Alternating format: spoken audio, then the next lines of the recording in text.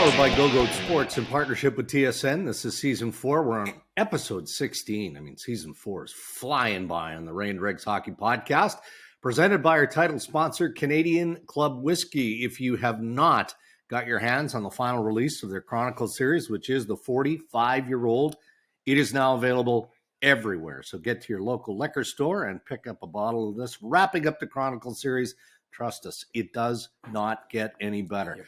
We've got Hall of Fame inductees Henrik and Daniel Sedin of the Vancouver Canucks. What a whirlwind experience for all of the Hall of Famers. But then, we got to get back to the real world, which is part of the development group of the Vancouver Canucks. So I'm guessing they're tired of doing media based on Hall of Fame, but kind enough, Henrik and Daniel will join us in the podcast this week. Great to talk about the weekend that it was. And, obviously we'll reflect back on their career and, just their enjoyment level, not with how the things have gone with the Vancouver Canucks to this point, but just being part of that development coaching wheel in the National Hockey League. Headlines again this season presented by our friends at Boston Pizza. And I thought we'd start with kind of a nasty incident last night between the Los Angeles Kings and the Edmonton Oilers with former Canuck Alex Edler's hit on Connor McDavid. To be fair, I didn't get a real good look at the replay on it. I mean, it was called kneeing, so there was a penalty on the play. It was a knee-on-knee situation. Just the response from the Oilers post-game. Zach Hyman talking about how the same guy hit him in a very similar situation, and he was out an extended period of time.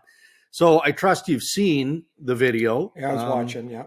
Yeah. Last night. So dirty play, split-second reaction by Edler, just trying to get a piece of Connor McDavid, or maybe a combination of those two things? Well, okay, so it's a combination, but it's not like Edler goes out in the game and says, if I get a chance, I'm going to get my knee out on McDavid. No. Nobody thinks that. That just, I know fans, like they get so emotionally tied up and invested in it, but no, I'm telling you, nobody does that. Nobody thinks. And some media too, by the way, right? Like the tweeting. Honestly, the part of the thing that everybody's the same. They say they don't care. Yeah. But they're so full of crap because the emotionality and I wonder if they realize if their team wins the cup, they don't get a ring. Do they know that? Because they're not going to get one. Anyway. Right. So I slide off on the path there. I could spend more time on that, but we won't.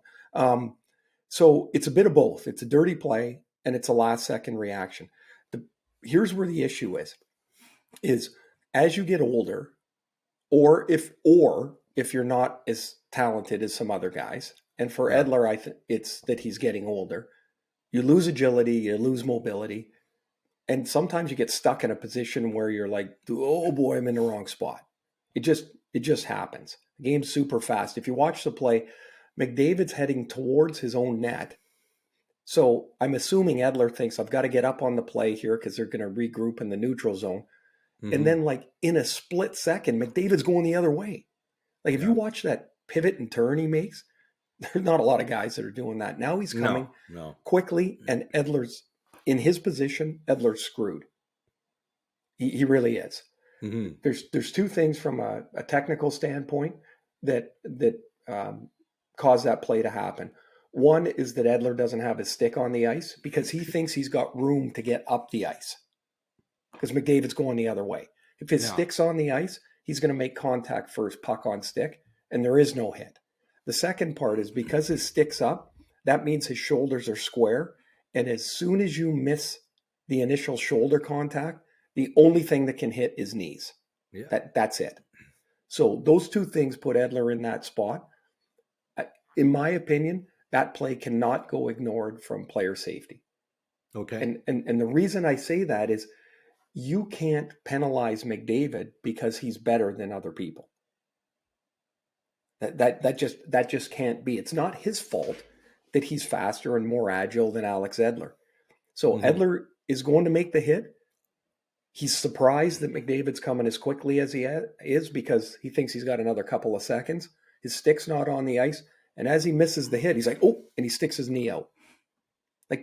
Yes, I know it's just a penalty, but it should not matter this is my beef, I think, with player safety on these plays, Dregs, is it shouldn't matter if McDavid's hurt or not.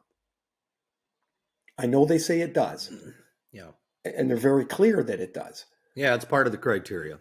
Yeah, but if McDavid tears his meniscus on that play and misses 2 months, is Edler going to get 3 games? Probably.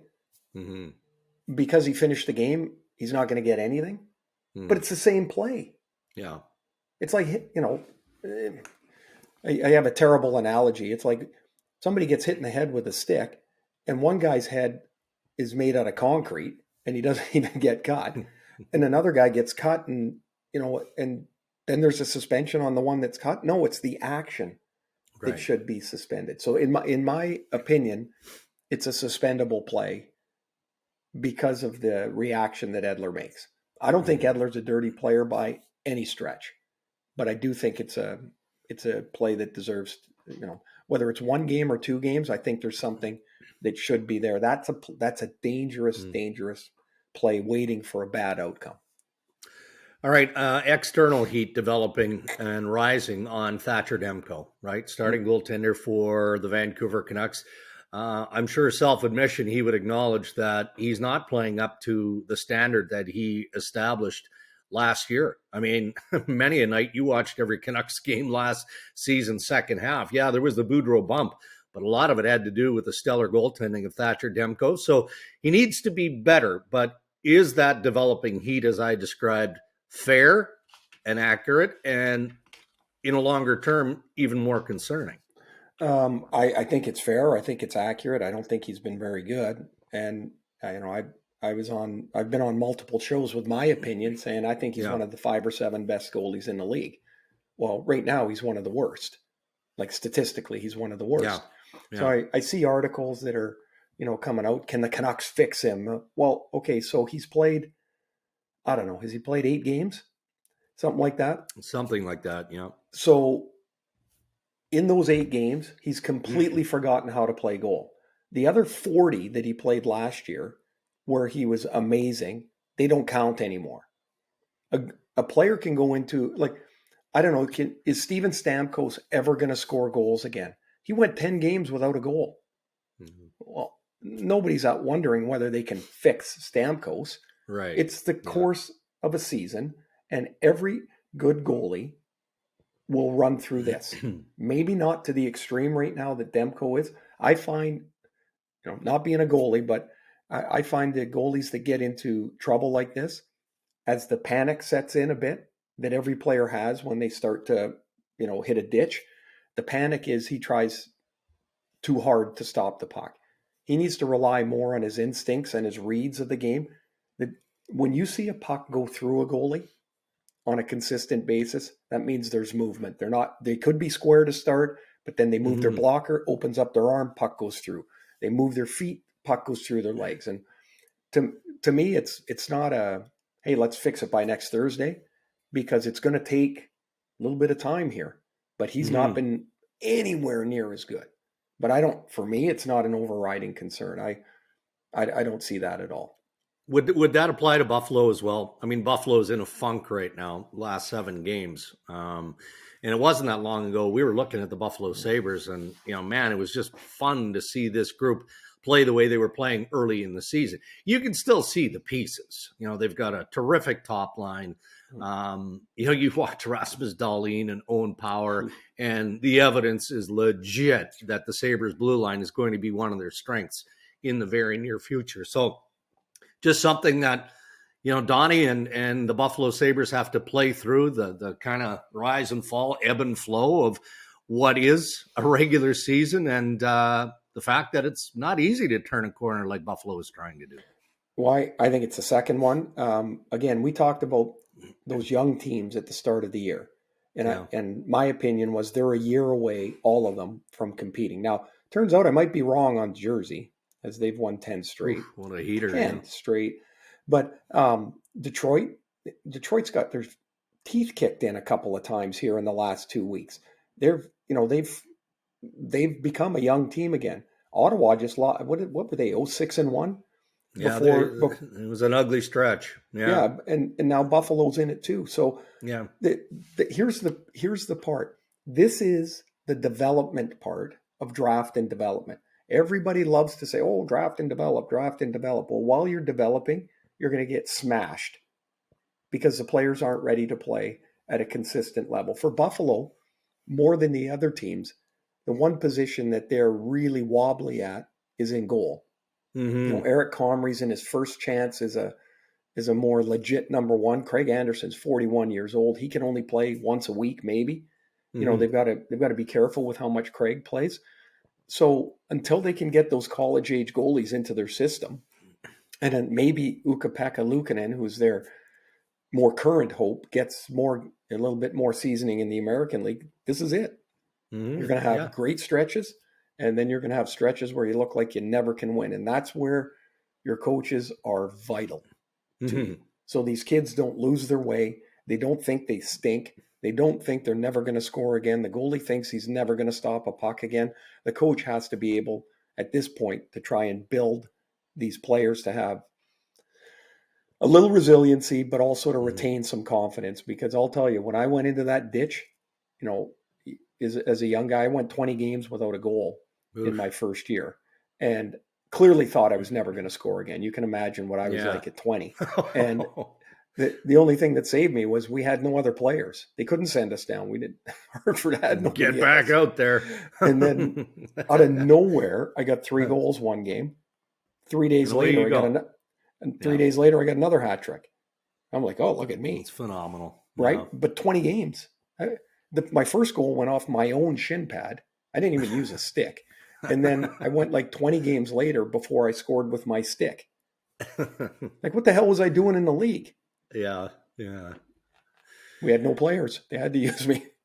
We've got Daniel and Henrik Sedin joining us on the Rain Dregs Hockey Podcast. That's coming up. And we'll wrap up the mini version of headlines this week, episode 16, Ray, with, I think you're a proud member of the St. Louis Blues alumni. Is that fair? Sure. Yep. Yeah. Loved it there.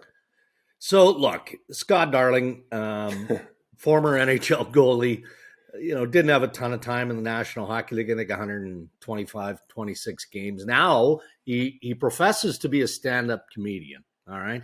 So I guess this is his crack at humor, but he's on a show out of Chicago earlier this week and just trashes St. Louis and the Blues in general. Quote, worst city in the country, worst place to play. And then he went on to, again, tongue-in-cheek, say that if you had a no-trade agreement, St. Louis would have been one of the teams that he would not have waived to go to. So were you amused by it? Were you like, come on, dum-dum, like, what are we doing here? St. Louis is a good city. There's nothing wrong with St. Louis. No, I liked it in St. Louis. I lived in a place called Clayton, which was about 20 minutes away. It was awesome. Really liked it. Now, here's the one thing I will say about comedy that you hear quite often is comedy's hard. It's not like, if you're going to be funny, be funny. Like you can't say St. Louis is a crappy city unless you've got, and if you're a comedian, unless you've got some examples of why you think it is. Like you've got to have a story behind it. You can't just go, that place sucks, and then that's the end of the line. There's got to be a joke to it. Otherwise, it's not comedy. But man, of course, I was reading some comments. And one goes, Darling would have had St. Louis on a no trade. The league had Darling on a no trade. and I just, now see, to me, that's comedy. Right. That's comedy. So he's doing his thing and good for him and all that. But man, you make a statement like that, you know there's an avalanche from St. Louisians that are going to come at you. And that's the point, right? So I'm sure Scott Darling is enjoying all of the replies, the reaction from the alumni, Kelly Chase included. So if that's what he was looking for, he got it. Those are your headlines. Thanks again to Boston Pizza. Our interviews on Ray and Dregs this season are brought to you by our good pals at Canadian Club Whiskey, who ask, are you over beer? Why not try refreshing CC ginger ale next time you're having a drink, maybe watching a game, enjoying the game. If you haven't already checked out the CC and ginger ale mixed and ready in a can, Ray is an expert, aren't you, Ray, when it comes to the mix and ready in a can? So that's that is right in my wheelhouse. Walk over, open the fridge, grab. That's it. Takes the challenge right out of it, my friend. It doesn't get easier. I drop that challenge I just no good. So this is easy and it tastes awesome. I'm a huge fan.